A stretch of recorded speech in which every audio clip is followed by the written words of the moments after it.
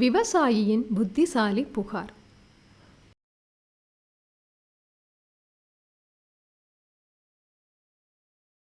ஒரு கிராமத்தில் ஏழை மனிதன் அநியாயத்தை எதிர்கொள்கிறான்.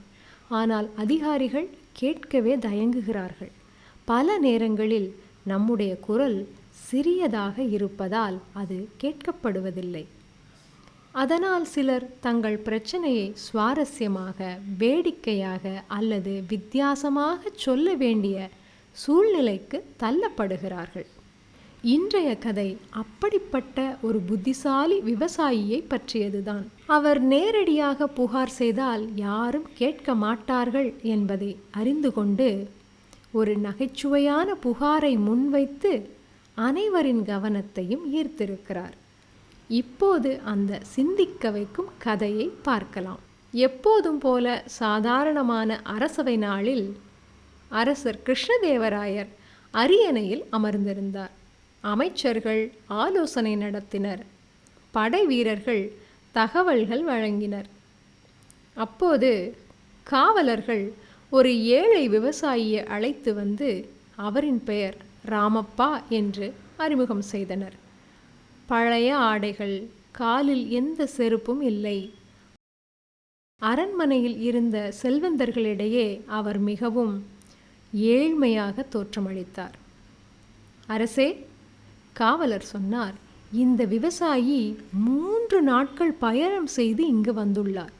முக்கியமான புகார் ஒன்று மன்னரிடம் தெரிவிப்பதற்காக உள்ளதாக கூறுகிறார். அரசரும் கருணையுடன் அவரை நோக்கி, வா மகனே, உன் பிரச்சனைதான் என்ன என்றார். ராமப்பா நடுங்கிய குரலில் பேசத் தொடங்கினார். அரசே, நான் நல்ல குடிமகன்.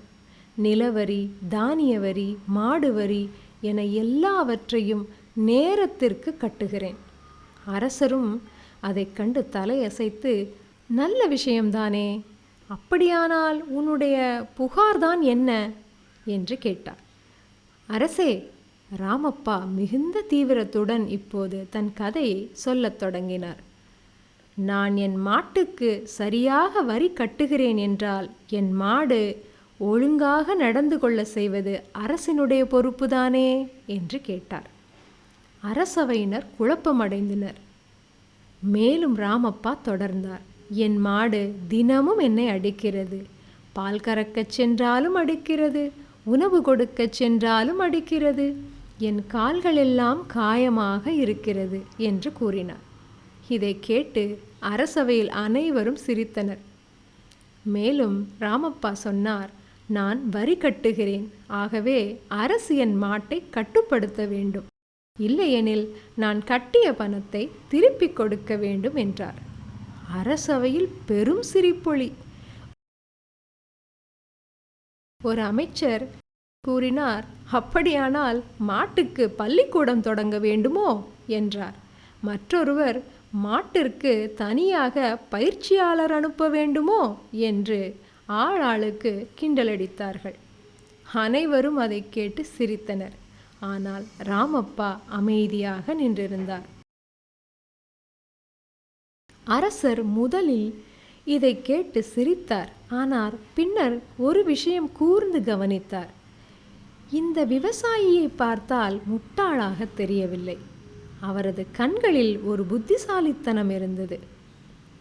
அமைதி என்ற அரசர் அரசவையை நோக்கி சொன்னார். அதற்கு முன் தெனாலிராமன் முன்னே வந்து, அரசே, நான் இவருடன் பேசலாமா என்று கேட்டார். அவர் ராமப்பாவிடம் மெதுவாக பேசத் தொடங்கினார். நீங்கள் 3 நாட்கள் பயணம் செய்து இங்க வந்தது மாட்டை பற்றி புகாருக்காக மட்டுமா என்று கேட்டார். ராமப்பா மெதுவாகச் சொன்னார், ஐயா, என் மாடு என்னை அதிகம் அடிக்கவில்லை. அனைவரும் அதிர்ந்தனர். அப்படியானால் எதற்காக அப்படி சொன்னீர்கள் என்று தெனாலி கேட்டார். ராமப்பா ஆழ்ந்த மூச்சு விட்டார். எங்கள் ஊரில் ஜெகநாத் என்ற வரி வசூலிப்பவர் உள்ளார். அவர் அரசின் வரியை மட்டுமல்ல, கூடுதலாகவும் லஞ்சம் கேட்கிறார். கொடுக்கவில்லை என்றார் மிரட்டுகிறார். கடந்த மாதம் என் 12 வயது மகனை கூடுதலாக வரி கேட்டு மிரட்டியதற்காக, கொடுக்காததற்காக அடித்திருக்கிறார் என்று கூறினார். அரசவையில் பேரமைதி நிலவியது. இது பற்றி ஊரில் புகார் அளித்தாலும் யாரும் எங்களை கேட்பதற்கில்லை. கிராமத் தலைவரும் ஜெகந்நாத்துக்கு பயந்து போயுள்ளார். சரி, மேலதிகாரியிடமாவது புகார் அளிக்கலாம் என்றால் மேலதிகாரி ஜெகந்நாத்தின் நண்பர்.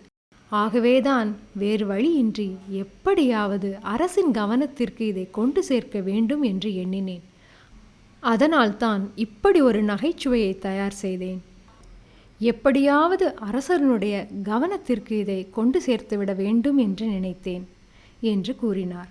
இதை கேட்டு அரசவையிலிருந்த அனைவரும் வெட்கி தலை குனிந்தனர். தெனாலிராமன் அரசரிடம் திரும்பி, அரசே, இவர் புத்திசாலி, கவனத்தை பெற நினைவில் நிற்கும் வழியை தேர்ந்தெடுத்திருக்கிறார் என்றார். ராமப்பாவின் இந்த கொடுமையான நிகழ்வை கேட்ட அரசர் மிகுந்த கோபமடைந்தார். இது மிகவும் ஒரு கொடுமையான செயல். தெனாலி, நீ அவருடன் நேரில் அவருடைய கிராமத்திற்கு சென்று உண்மை என்னவென்று விசாரி. இதுதான் நடந்த உண்மை என்றால் ஜெகந்நாத்தை உடனடியாக கைது செய் என்று கூறினார் அரசர். ராமப்பாவை நோக்கி மேலும் அரசர் தொடர்ந்தார். நீ கட்டிய கூடுதல் பணம் திருப்பித் தரப்படும். உன் மகனுக்கான இழப்பீடும் உடனடியாக தரப்படும். மேலும் 5 ஆண்டுகளுக்கு மாட்டு வரி செலுத்துவதிலிருந்து உனக்கு வரி விலக்கு அளிக்கிறேன் என்றார். அரசரின் இந்த செயலைக் கண்டு யாரும் அரசவையினர் சிரிக்கவில்லை. இப்போது அவர்கள் அரசரை பார்த்து அவருடைய செயலுக்காக கைதட்டினர், ஆர்ப்பரித்தனர். இந்த கதையில் இருக்கக்கூடிய முக்கியமான பாடம், வெளிப்புற தோற்றத்தை வைத்து யாரையும் மதிப்பிட வேண்டாம். சில நேரங்களில் கேட்பதற்குத்தான் படைப்பாற்றல் தேவை. அதிகாரத்தில் இருப்பவர்கள் அனைவரையும் சமமாக கேட்க வேண்டும். ஒவ்வொருவருக்கும் ஒரு கதை இருக்கிறது. அதை கேட்கும் மனம் இருந்தாலே பல அநியாயங்கள் முடிவுக்கு வரும். நண்பர்களே, உங்கள் குரல் சிறியது என்று நினைக்காதீர்கள். சரியான நேரத்தில் சரியான முறையில் அது உலகையே மாற்ற முடியும். சில நேரங்களில் கேட்கப்படுவதற்குத்தான் மிகுந்த துணிச்சலும் புத்திசாலித்தனமும் தேவை. ஒருவரை சிரித்துவிட்டு புறக்கணிக்காமல் அவர்களின் உண்மையான பிரச்சனையை புரிந்து கொள்வதற்குத்தான் மிகுந்த நுண்ணறிவு தேவைப்படும். ஒரு நிறுவனத்தில் ஒரு சாதாரண ஊழியர் பல மாதங்களாக ஒரு தொழில்நுட்ப பிரச்சனையை மேலாளரிடம் கூறுகிறார். ஆனால் யாரும் கவனிக்கவில்லை. ஒரு நாள் அவர் அந்த பிரச்சனையை ஒரு சிறிய நகைச்சுவை வீடியோவாக உருவாக்கி குழுவில் பகிர்கிறார். அது அனைவரின் கவனத்தையும் இப்போது ஈர்க்கிறது. அப்போதுதான் மேலாளர் உண்மையை உணர்ந்து உடனடியாக தீர்வு காண்கிறார்கள். இங்கே அந்த ஊழியர் ராமப்பா போலவே புத்திசாலித்தனமாக நடந்து கொண்டிருக்கிறார். சமூக ஊடகம் இன்றைய காலத்தில் பல சமூக அநியாயங்களை பற்றி நேரடியாக கூறினால் யாரும் கேட்க மாட்டார்கள் என்பதை அறிந்து அதையே ஒரு கார்ட்டூனாக, மீம்ஸாக, குறும்படமாக அல்லது பாடலாக வெளியிட்டால் அது வைரலாகி அனைவரையும் பேச ஆரம்பிக்க வைக்கிறது. கவனத்தை ஈர்க்க படைப்பாற்றல் தேவை என்பதற்கான உதாரணம் நிறைந்த கதை இது. பள்ளிகளிலும் கல்லூரிகளிலும் மாணவர்கள் தங்கள் அழுத்தத்தை ஆசிரியரிடம் கூறும்போது அதை சாதாரண புகாராக எடுத்துக்கொள்ளாமல் ஒரு ஆசிரியர் அதை கவனமாக கேட்டால் ஒரு பெரிய பிரச்சனையை தவிர்க்க முடியும். இங்கே நமக்கு தேவையானவர் தெனாலிராமன் போன்ற ஒருவர், சிரிக்காமல் கேட்டு புரிந்து கொள்ளும் ஒருவர். ஒவ்வொரு குரலும் முக்கியம், ஒவ்வொரு பிரச்சனையும் முக்கியம், ஒவ்வொரு பிரச்சனையும் கேட்பதற்கு தகுதியானது. அதனால் நண்பர்களே, இந்த வாரம் யாராவது பேசும்போது முழு கவனத்துடன் கேளுங்கள். ஒருவேளை அவருடைய வாழ்க்கையில் நீங்கள்தான் தெனாலிராமனாக இருக்கலாம்.